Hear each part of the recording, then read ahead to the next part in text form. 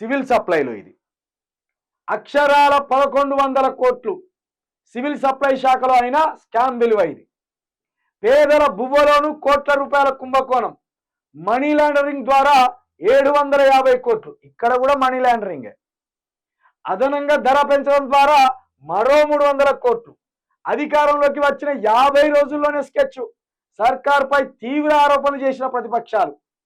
మనుషులా మీరు లేకపోతేనా మొత్తం దున్నపోతులా? దున్నపోతుకైనా ఓ రోజు తింటే ఓ రోజు ఆకలి కాదు. అన్నం అనుకుడు బంద్ పెట్టిన ఇక కుంభకోణం. ఇవాళ ఒక్క కుంభకోణం చేసినామంటే సంతోషంగా నిద్రపోతానులేమో. బా, ఒక 50 కోట్ల రూపాయలు ఇవాళ వచ్చినాయా, నీ అమ్మ ఈ రోజు మొత్తం దందనే కాలేదు అనుకుంటానులేమో కాని రోజు. ఇక సివిల్ సప్లైలో ఇది కూడా తీసుకొచ్చి ఎవరి ముందట వేసిండ్రు? ఏలేటి మహేశ్వర్ రెడ్డి గారే సివిల్ సప్లైలో ఇంత కుంభకోణం జరుగుతుంది, ఈ సివిల్ సప్లైలో కుంభకోణం చేసింది ఎవరో గారు ఉత్తమ్ కుమార్ రెడ్డి గారు అన్నాడు. ఆయన మనం చెప్పేది కాదు, ఇది వాళ్ళు చెప్తున్న మాటే. మహేశ్వర్ రెడ్డికి నిజంగా సెల్యూట్ మహేశ్వర్ రెడ్డి గారు. కాకపోతే మీరేమో తెలంగాణ ప్రజల తరఫున ఈ కుంభకోణాలను తీసుకొచ్చి బయటెత్తాను, మీ గొంతునేమో మీ బీజేపీ ప్రభుత్వం నొక్కేస్తాను.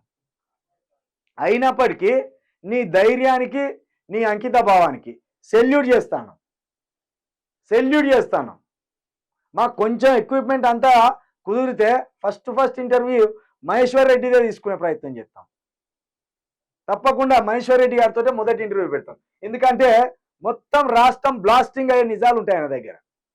మొత్తం షిట్టా, ఎవడెవడు ఎంత కబ్జా పెడతాడు, ఎవడెవడు ఎన్ని కుంభకోణాలకు పాల్పడతాడు, మళ్ళా ఫ్యూచర్ కుంభకోణం కూడా ఎవడు చేయబోతున్నాడు, మొత్తం బట్టవాయిలు చేస్తాడు మహేశ్వర్ రెడ్డి గారు.